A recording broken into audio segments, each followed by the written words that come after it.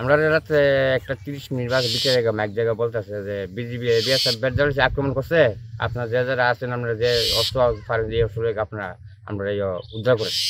তো আমরা দুইটা ওই আমরা দুজনের লোক আইছি। আবার পরে আমরা বেশ লোক বন্ধু এমনি আছে, বন্ধু আছে, বর্ডারও আছে, সীমান্ত পর্যন্ত আমরা লোক ভর্তি বিজিবি আমরা মিলে। পরে আবার পুলিশ হয়েছে, তো পুলিশ হওয়ার পরে আমরা ওসি সাহেব বলে গেছে যে ভিতরে আনসারও আছে, পুলিশও আছে, আপনারা হেল্প করেন, আপনারা দেখেন। আমরা এই পাশে বড় আপনার বিয়া সাহেবের গাড়ি দেখছি, আমরা বিয়া সাহেব না পাবলিক করতাম 4টা গাড়ি দেখছি। একটা গাড়ি আপনার ওই লীলবাতি ধরে আছে, বাড়ি যাচ্ছে। এই পাশে তো লোক দেখা গেছে না, এই গাড়ি দিয়ে গেছে বাতি ফোকাস আছে মশা মিলে। আমরা তো লাইট মারছি, বড় লাইট ফাটবে 3 বাটি লাইট মারছি।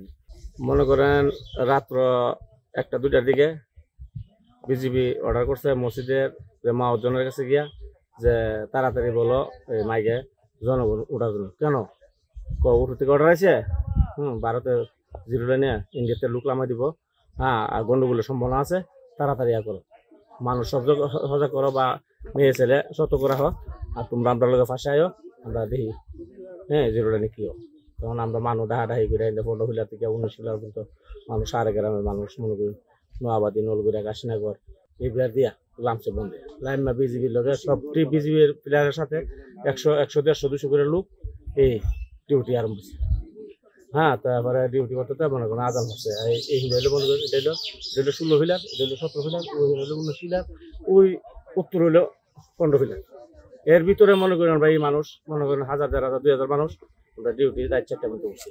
রাতে 3:30টার দিকে আমাদের এলাকার বিজেপি মসজিদের মাইকে ঘোষণা করা হচ্ছে যে ভারতের বিএসএফ কিছু পাবলিক মানে প্রায় অনেকগুলো পাবলিক বাংলাদেশে পুশিং করবে, তো আমাদেরকে মানে সহযোগিতা করুন। পরে আমরা তারা ঘুমন্ত অবস্থায় ছিলাম, শুনতে পারছি। তারপরে আমরা দৌড়াই যে টুকবাড়ি লাঠি ওটা নিয়ে সেরে সীমান্ত এলাকায় জড়ো হই।